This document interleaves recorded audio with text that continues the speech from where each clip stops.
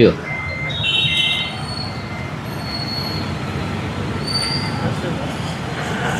నా పేరు రమేష్, మా జగిత్యాల.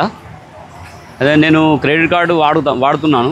ఆర్బిఎల్ కార్డు ఉన్నది నా దగ్గర. అయితే ఆర్బిఎల్ కార్డు 41,000 లిమిట్ ఉన్నది.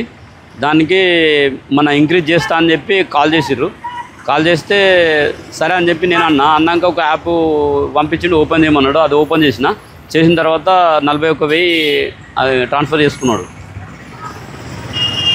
అది ఎవరో తెలియదు. 41,000 క్రైమ్ జరిగింది. పోలీస్ స్టేషన్కి వచ్చిన కంప్లైంట్ చేయడానికి, పోలీస్ స్టేషన్కి వచ్చిన కంప్లైంట్ చేయడానికి.